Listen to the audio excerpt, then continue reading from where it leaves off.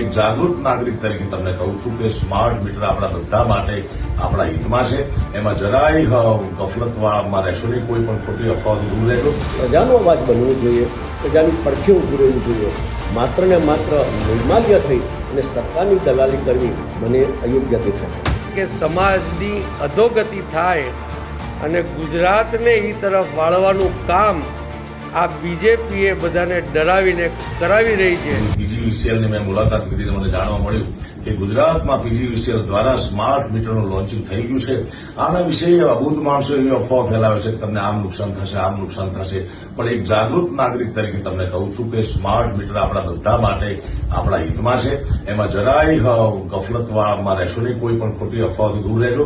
અને smart meter તમારા મોબાઈલથી પણ કનેક્ટ છે. મોબાઈલ સ્માર્ટ થઈ ગયો, તમે સ્માર્ટ થઈ ગયા, દુનિયા આખી સ્માર્ટ થઈ ગઈ, તો આપણું મીટર કેમ સાદું રહેવું જોઈએ.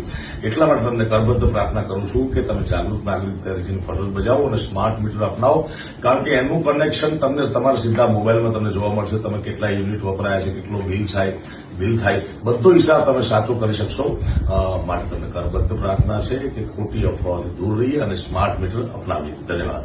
સ્માર્ટ મીટરના ફાયદા હોય કે ન હોય એ મને ખબર નથી, પરંતુ ગુજરાતના સાહિત્ય કલાકાર કીર્તિદાનભાઈ ગઢવીનો વિડીયો ગઈકાલના દિવસમાં એક વાયરલ થયો.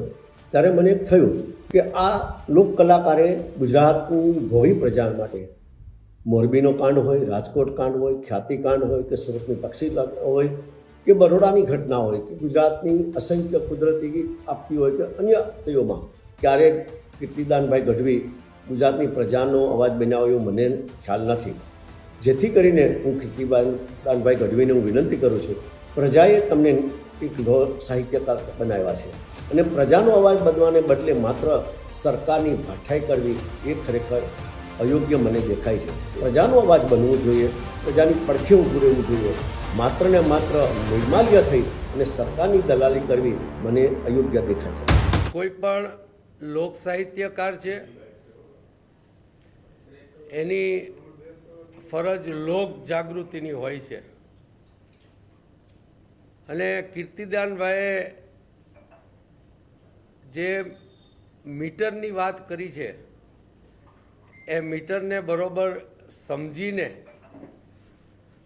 લોક સાહિત્યકાર તરીકે લોક જાગૃતિનું કામ કર્યું હોય, જેમ એક જાહેર જીવનનું વ્યક્તિ હોય, કોઈ પત્રકાર હોય કે આવા લોક સાહિત્યકાર હોય, એમને લોકોને જાગૃત કરવાનું કામ કર્યું હોય એવું સમજી અને કર્યું હોય તો એ આવકાર્ય છે.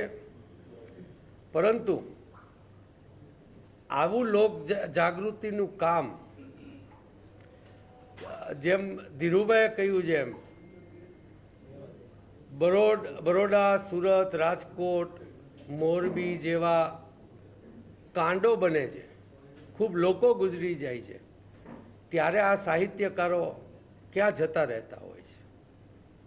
અને અનેક બાબતોએ સાહિત્યકારોએ જે સમાજની રીઢ ગણાય, એક સાધુ સંતો, એક જાહેર જીવનના લોકો, પત્રકારો અને આ સાહિત્યકારો એ જાહેર જીવનની રીઢ ગણાય.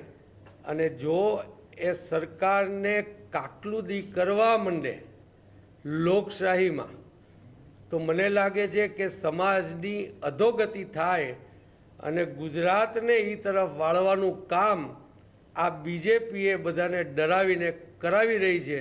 એ ખૂબ જ દુઃખદ છે.